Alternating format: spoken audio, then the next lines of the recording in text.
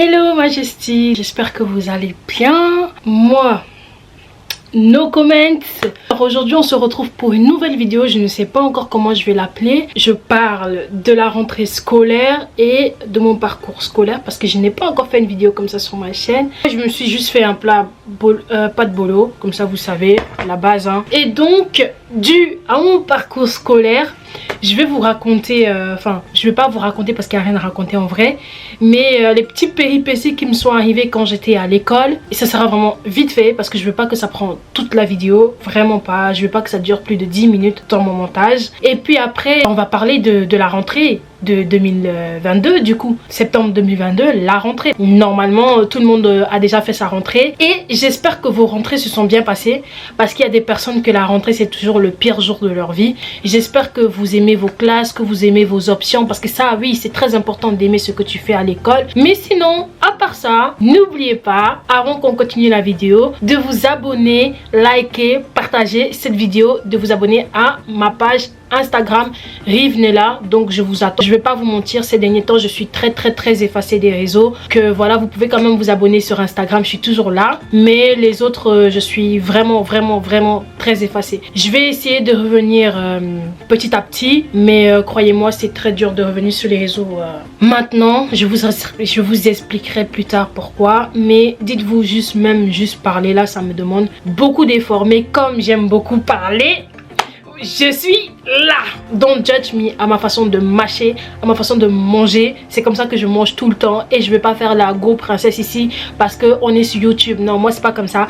Regardez en plus mes ongles, c'est n'importe quoi. Donc en fait je vais tout simplement manger comme je mange dans la vie normale. Il y aura pas des petits coups de serviette ou non, je suis sur YouTube parce que je suis comme ça dans la vraie vie. Il n'y a pas question de faire semblant. Merci bien. Et gardez vos commentaires sur ma façon de mâcher, ma façon de parler pour vous. Thank you. Commençons la vidéo. Alors, je suis arrivée en Belgique. J'avais 11 ans. Quand j'étais au Cameroun, j'étais en première secondaire. Mais comme je suis arrivée en Belgique en mars, ça fait que je suis arrivée à la moitié de l'année. Donc, mes parents, ils ont trouvé judicieux de m'inscrire dans une école néerlandophone pour apprendre le néerlandais d'avril jusque fin juin. Donc pendant ces 3 mois là j'ai appris le néerlandais, mais malheureusement à la fin de l'année j'ai eu 70%, enfin à la fin des 3 mois j'ai eu 70%, et les professeurs ont conseillé à mes parents de me mettre en, comment dire, en beroep. Mais du coup beroep ça veut dire quoi en français? Si, je me suis jamais posé la question. Beroep ça voulait en métier, dans les trucs métiers déjà. Bref, donc ils ont décidé de me mettre en beroep.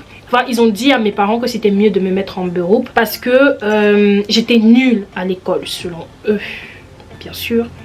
Et donc mes parents ils se sont dit bah non, on n'a pas fait venir notre fille en Europe pour qu'elle parte en beroep, donc on va la changer d'école. Et du coup l'erreur qu'ils ont fait c'est de me mettre en Wallonie, qui n'est pas mieux.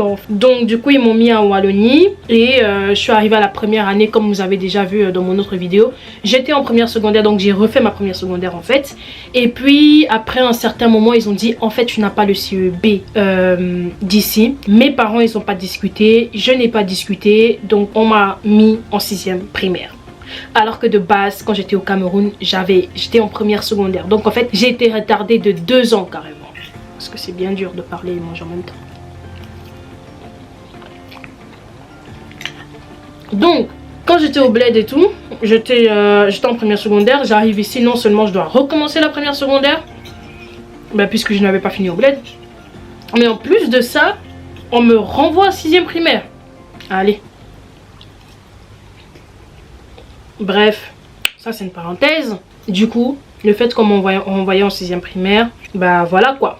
On m'a renvoyé en 6e primaire, du coup j'ai recommencé un parcours scolaire européen. C'est comme ça qu'ils appelaient ça. Et bah, j'ai réussi ma 6e primaire, je suis allée en première secondaire, j'ai réussi, je suis allée en 2e secondaire, j'ai réussi toutes ces classes haut la main. Quand je vous dis haut la main, j'ai réussi haut la main.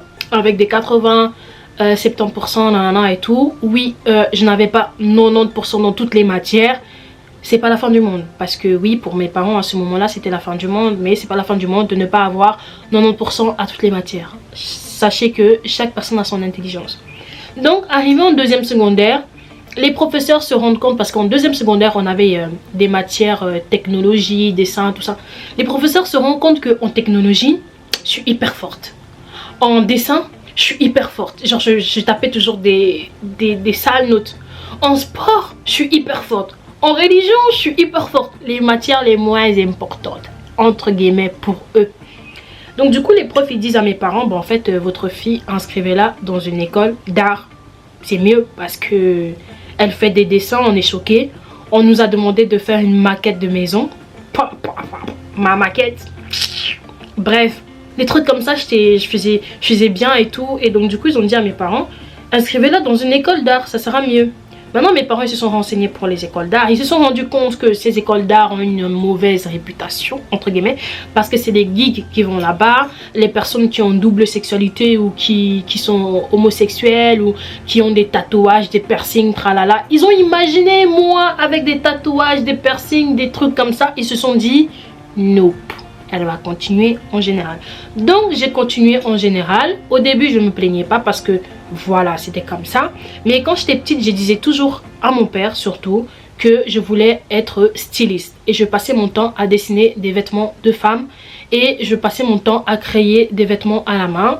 Sans oublier que ma mère était couturière et ma mère adoptive aussi était couturière. Donc j'ai vu les choses. J'ai vu leur création. Ça m'inspirait et je voulais, tu vois. Bref, donc j'avais émis le souhait d'être styliste ou modèle mannequin à mon père. Mon père a dit, c'est mort, tu ne feras pas ça. C'est une passion, c'est un passe-temps. Tu peux faire ça pour passer ton temps. Tu peux faire ça pour mais surtout pas à l'école. C'est mort. C'est mort. Et donc pour prouver à mon père que c'était pas juste un passe-temps, je m'amusais à dessiner tout le temps et j'allais lui montrer pour dire, en fait, papa, regarde, genre, c'est pas un passe-temps. Mec, vois mon talent, tu vois, vois mon talent. Bref, je faisais et la même chose avec ma mère et la même chose avec mon père. Mais ça n'a pas marché. Ils ont dit, nope, nope, c'est nope. Ce n'est pas un métier, être styliste, ce n'est pas un métier, être modèle. Donc, c'est hors de question. Moi, j'ai dit, ok, il n'y a pas de problème. Puis, je suis tombée sur un concours de modèles sur les réseaux. Et c'était Top Model Belgium. Je me suis inscrite, j'ai dit à mes parents, ils m'ont dit oui, on va t'accompagner, on va te féliciter, mais ça doit pas devenir un métier. Ok, pas de souci. Au fur et à mesure, j'ai accepté juste mon destin, entre guillemets, qui était de ne pas faire ce que je veux. À partir de la 3e secondaire, c'était compliqué parce que mes parents ils se disputaient tout le temps. Bref, vous connaissez, c'était le moment où les parents ils s'entendent plus, ils crient chacun sur l'autre, voilà.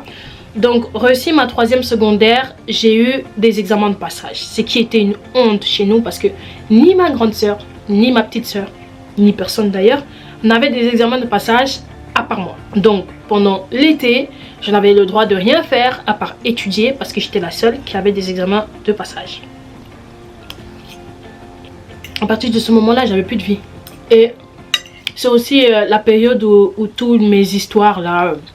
avec tout le monde chez moi a commencé parce qu'en fait tout était lié. Donc ça fait que en même temps je n'arrive plus à me concentrer à l'école, en même temps il se passe des trucs à la maison.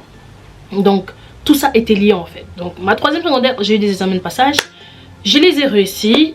Quand j'ai réussi, les professeurs ont encore convoqué mes parents pour dire cet élève, non, il faut la retirer dans cette école, ce n'est pas une école pour elle. On a regardé d'autres écoles, nanana, ça passait pas.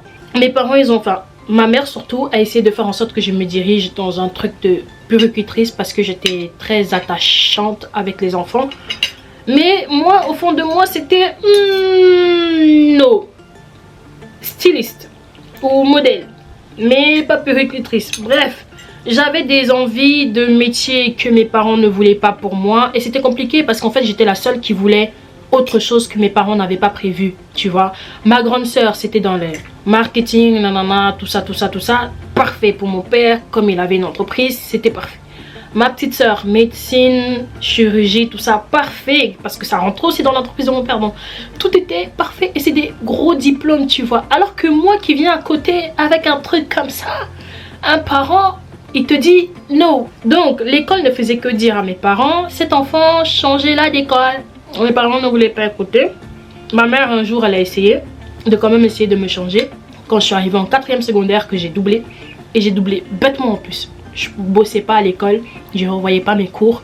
À la fin de l'année, j'étais même pas moi-même choquée de doubler, genre... Vraiment, quand je vous dis bêtement, c'était même pas par manque d'intelligence ou par... Non, c'était juste... j'étais épuisée de tout ce qui m'arrivait dans la vie. J'ai dit, je vais plus faire aucun effort. Et donc, j'ai pu faire d'effort du tout. Et j'ai doublé. Quand j'ai doublé, l'école a dit en quoi mes parents? Cet enfant, on vous a dit que... C'est là que ma mère a essayé d'introduire son petit truc. Ma mère, elle s'est dit, oh, bah quand t'es arrivé en Belgique, on t'a retiré de la Flandre, bah vas-y, on va te remettre en Flandre. Sauf que ça marchait plus comme ça, puisque j'avais grandi. Apprendre la langue, j'étais un peu plus, voilà. Et j'étais devenue moins sociable qu'avant que je suis arrivée. J'étais plus sociable, bref. Donc du coup, c'est pas passé. Je suis quand même allée visiter des écoles flamands. Mais c'est pas passé parce que c'était des écoles où je devais être infirmière. Et Dieu sait à quel point je n'ai pas de patience. Donc comment moi qui n'ai pas de patience, je vais aller être et je vais tuer les patients, c'est pas possible. Donc j'ai dit no, j'ai dit à ma mère no, I don't want être infirmière. Mon père il a dit non, elle doit être comptable, non non non, c'est bien pour mon entreprise. Ma mère disait non, elle doit être infirmière. Mon père non, comptable, non non non, jusqu'à ce qu'à un moment donné ils m'ont dit choisis. Moi je suis restée comme ça, je me suis dit bon, si je suis comptable, tant pis, c'est pas grave, au moins je tue personne. Mais infirmière, je peux pas le faire. Donc moi je suis allée du côté de mon père, être comptable. Mais que voilà, en fait j'avais pas le choix parce que je devais choisir un des deux. Je pouvais pas aller autre part que ça. Parce que ma mère c'était toujours entre puéricultrice ou infirmière, quelque chose comme ça. Non, moi je voulais pas, tu vois. Parce qu'il fallait absolument avoir des diplômes qui te mettent là, bref. Donc du coup, finalement, je suis partie en comptabilité en 4e. Quand je suis arrivée en comptabilité en 4e, que je me suis rendu compte que je me faisais chier de ouf. Là-bas aussi je travaillais pas. Je travaillais pas, mais j'ai apporté des putains de notes, tu vois. Je travaillais pas, je foutais rien et il y avait des problèmes à la maison. En 4e secondaire, ben voilà, j'ai réussi aussi haut la main, sans me vanter bien sûr. Parce que je revoyais quand même des matières que j'avais déjà vues en 3e secondaire en général. Du coup, mon père était content parce que ce coup ça voulait dire que je veux continuer là-bas. Puis en 5e secondaire, enfin la fin de 4e, les parents se sont séparés. En 5e secondaire, j'habitais avec ma mère, mon père de son côté. Et en 5e secondaire, il y avait plein de problèmes, vous connaissez déjà, l'année où on m'a mise dehors. Donc ce qui fait que j'ai accumulé plein de problèmes dans ma main et tout. Mon année scolaire était un peu bizarre. C'est le moment où je me suis dit, c'est le moment de changer d'option. Mais j'arrivais pas, en fait j'osais plus. Tellement on m'avait mis une idée dans la tête, j'osais même plus faire ce que je voulais faire. Et ça faisait un moment que j'avais arrêté de dessiner. Donc je me suis dit, pourquoi je vais changer d'option si je dessine même plus? Je dessine plus de vêtements, je dessine plus de manga, je dessine plus rien. Donc j'arrivais plus. Et du coup je suis restée quand même. J'ai réussi la 5e mais avec beaucoup de difficultés parce que j'étais pas concentrée. Puis ma 6e secondaire, j'ai commencé, c'était bien. L'année a bien commencé, j'avais des putains de notes. La fin de l'année c'était encore que des problèmes. À partir de janvier, je crois, c'était que des problèmes, que des problèmes, que des problèmes, que des problèmes. Du coup, j'ai fait un décrochage scolaire. J'en pouvais plus. Je voulais juste arrêter l'école. Mais je me suis dit, comme c'est la fin de ma vie secondaire, je vais quand même aller jusqu'au bout. J'ai supporté. Je suis allée jusqu'au bout. Mais en fait, c'est pas passé. C'est pas passé. L'école a dit non, on te donne pas de diplôme. J'ai accepté. Pourtant, j'étais pas en échec scolaire. Hein. J'étais pas en échec. J'avais des bonnes notes. C'est juste que la matière de mon option, qui était la comptabilité, j'étais en échec. Qui dit en Belgique, la matière de ton option, tu es en échec. Qui dit, tu rates. Parce qu'en Belgique, en fait, ils acceptent pas que tu aies des échecs dans ton option. Même si tu as 15 de moyenne, en général, ils acceptent pas que la matière de ton option, tu sois en échec. J'avais beau les expliquer que quand je vais sortir de là, je ne veux pas faire de la comptabilité de ma vie, je veux faire autre chose, ça passait pas, ils voulaient pas accepter, donc échec. Donc ils ont dit, Ornel, on est vraiment désolé, on sait que tu as eu beaucoup de problèmes, mais on peut pas te donner ton diplôme. Du coup moi j'ai dit, donnez-moi quand même mon CSS, comme ça le diplôme de qualification, c'est pas grave que je l'ai, parce que moi tout ce qui m'intéresse c'est le CSS. Ils ont dit non, parce que tout va ensemble. Moi j'ai accepté, j'ai dit tant pis, c'est pas grave, j'ai arrêté l'école. Mangeant parce que depuis je pars. Je sais pas qui a inventé la loi de les femmes savent faire plusieurs trucs en même temps. Parce que je commence à me demander, là, je suis une femme ou alors, ou bien. J'ai arrêté l'école en 6e secondaire, je suis allée jusqu'au bout. Mais on m'a pas donné mon diplôme. J'étais avec le CPS. Le CPS a arrêté de me payer. Je voulais reprendre ma 6e secondaire, mais le CPS a arrêté de me payer. Qui dit le CPS arrête de me payer, dit que je dois travailler. Donc j'ai essayé de trouver des solutions pour travailler en même temps qu'aller à l'école. C'était impossible, c'était pas faisable, c'était compliqué. Du coup je me suis dit, tu sais quoi Ornel, chercher des écoles du soir. J'ai trouvé des écoles du soir. D'abord, il y a eu le jury central. J'ai passé le test d'entrée, j'ai réussi, je me suis inscrite. Mais le problème, c'est que je suis quelqu'un qui a besoin que quelqu'un m'explique le cours. Et le jury central, c'est on te balance tous les cours, on te donne la date des examens, tu viens les passer. Tu vois, donc tu trouves une solution pour étudier toute seule. Moi, c'était compliqué, donc j'ai parlé à une amie qui faisait aussi le jury central à ce moment-là. Elle m'a donné une école où elle était, donc j'ai commencé cette école. L'école, il fallait payer... Vous voulez écouter combien il fallait payer par mois pour cette école? Il fallait payer 500 € par mois pour aller à cette école. C'est le prix d'un loyer, 500 € par mois. Donc, sachant que pour l'inscription, il faut payer, 800 et quelque chose comme ça. Bref, j'ai payé la somme, les 2 premiers mois, Corona arrive. Moi, je pensais qu'on devait continuer parce que donc ça fait que j'ai payé 2000 € et quelques, presque même. Je me suis dit, on va continuer en ligne comme tout le monde dit. Malheureusement pour moi, cette école, c'était vraiment une école de fils d'eux parce qu'ils m'ont volé mon argent.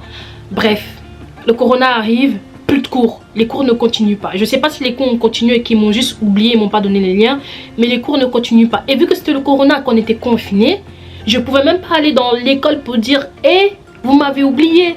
J'appelle les numéros, ça répond pas. Bref, j'envoie des mails, rien, ça répond pas. J'ai abandonné. La première année du Corona est passée. Puis, deuxième année, je suis partie me réinscrire dans une autre école. Une autre école différente. Cours du soir. Je travaillais en journée. Le soir, j'allais à l'école. Deuxième vague de Corona arrive. On doit aller à la maison. Coup de pression. Les profs qui donnent pas cours. Les profs qui pensent que tu es super intelligent. Mais j'ai envie de dire, en fait, si je me retrouve... Ici là c'est justement parce que j'ai des difficultés, donc c'est à vous de m'aider. Non, il te parlait comme si tu étais un scientifique de haut niveau, comme si tu étais un mathématicien de haut niveau, que tu savais tout ce qu'il racontait avec des mots vraiment. En plus de ça, avec le Corona, dépression, t'as capté, j'ai pas tenu, donc j'ai aussi arrêté. Pourtant j'avais des vraies notes, mais juste j'avais pas le mental, j'avais pas le moral pour... Maintenant, déjà depuis que j'ai arrêté l'école, chaque année les gens ils sont là, ouais mais le diplôme c'est important, tu peux rien faire dans la vie sans diplôme, nanana. J'ai considéré pendant longtemps que mes rêves c'était pas des rêves du tout, c'était des passe-temps. Ce qui fait que en fait je me suis retrouvée dans la position où même si j'avais un diplôme, qu'est-ce que j'allais faire de ma vie, je savais pas. Et jusqu'à aujourd'hui, je vais pas vous mentir, je sais pas, parce que du coup tout est perturbé dans ma tête et je n'arrive pas à me donner à 100% dans quelque chose tant que c'est pas ce que moi je veux faire, tu vois. Donc dû au fait que je me sens forcée de le faire, parce que tout le monde est là, tu dois l'avoir, c'est ton diplôme, c'est important, tu dois l'avoir, j'ai plus envie de le faire parce que je me sens forcée de le faire. Oui, certaines personnes qui vont regarder cette vidéo vont me dire, oui mais Ornel c'est pour toi qu'on dit ça. Non, c'est pas pour moi. C'est pas pour moi, c'est pour vous, c'est ce que la société vous fait croire. Parce que je suis désolée, les personnes qui ont eu le CSS à la période que moi j'étais censée avoir mon CSS, aujourd'hui, on est au même level.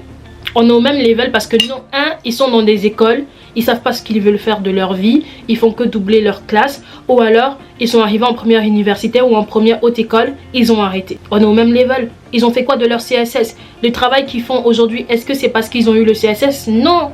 Il y a des gens, ils ont fait du nettoyage comme moi. Il y a des gens, ils ont fait...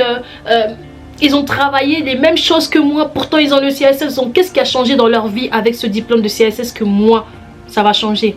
Rien. Je sais que pour vous le diplôme c'est important, non, mais c'est ce que la société veut vous faire croire.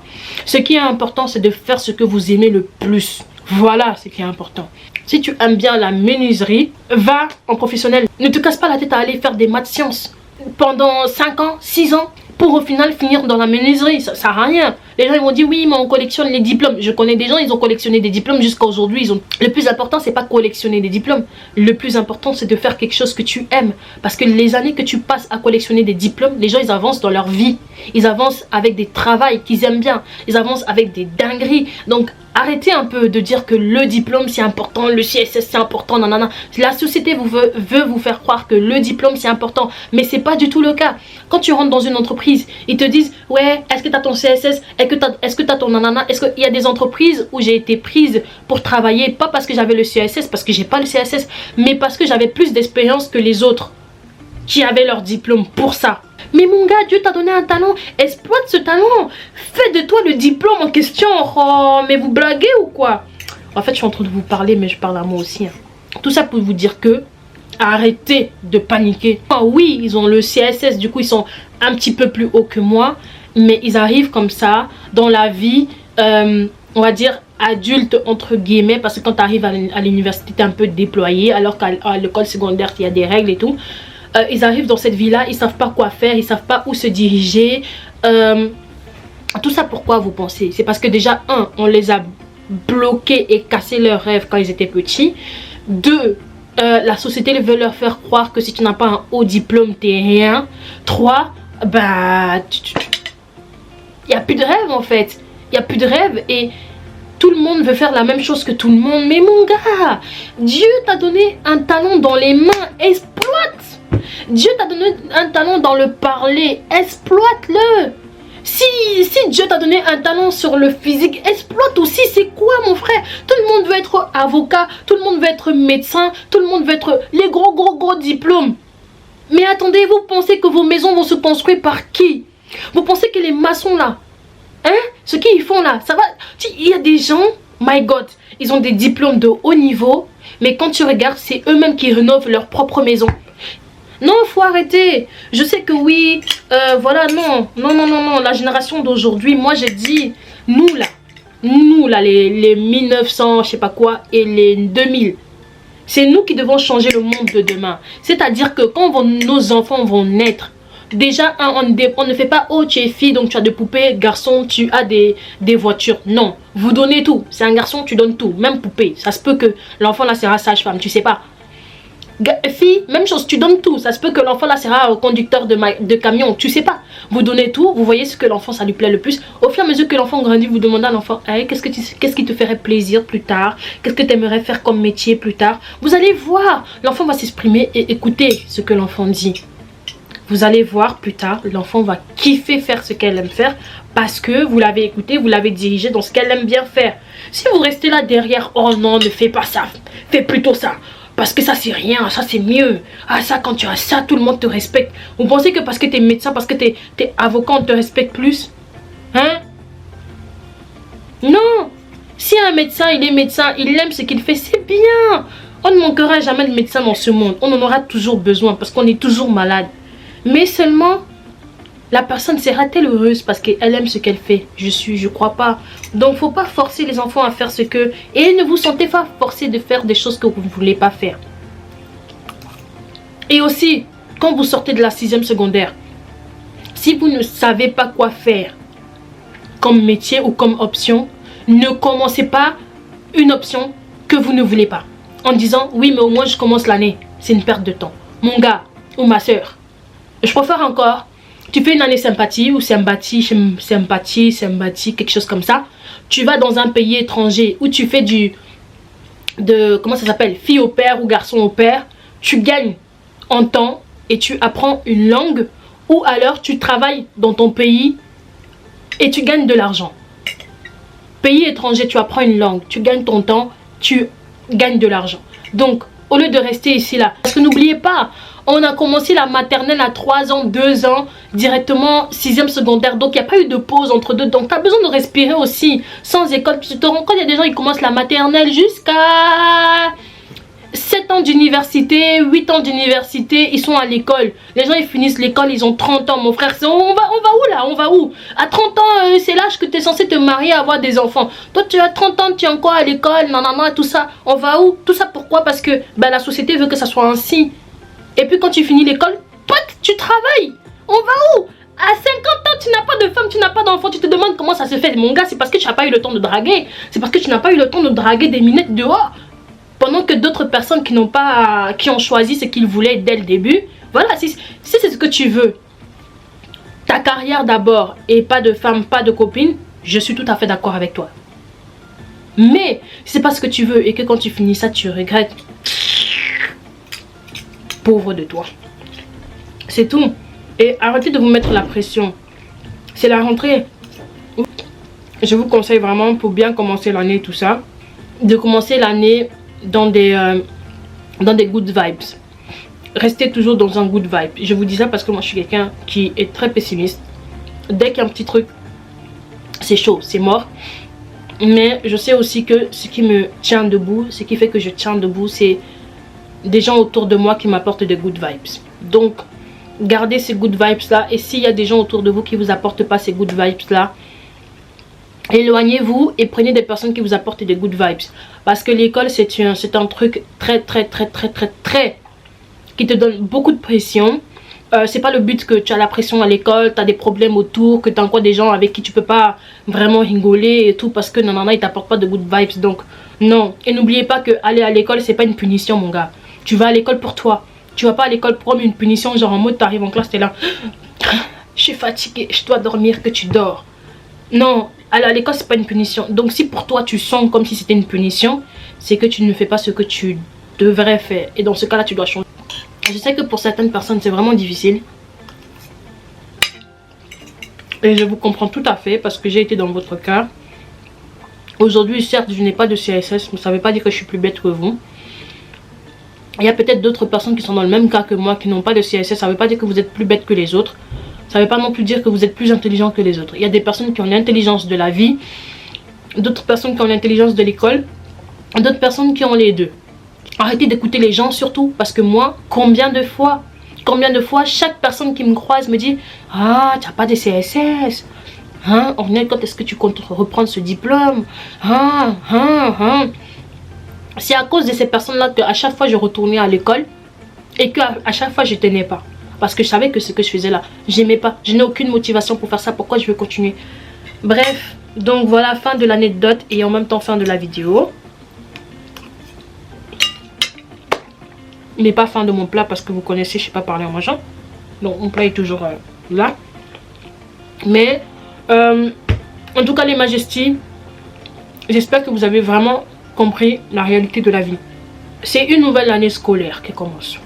Que ce soit pour les universitaires, que ce soit pour ceux qui sont en haute école, aux années supérieures tout court, ou alors ceux qui sont en secondaire ou en primaire, peu importe quel âge vous avez. Peu importe, même si vous êtes grand tonton, grand maman, que normalement vous n'avez plus l'âge d'aller à l'école mais que vous y allez toujours. Le stress, la pression, tout ça, faites ce que vous aimez faire. Ne faites pas les choses parce qu'on vous demande de le faire.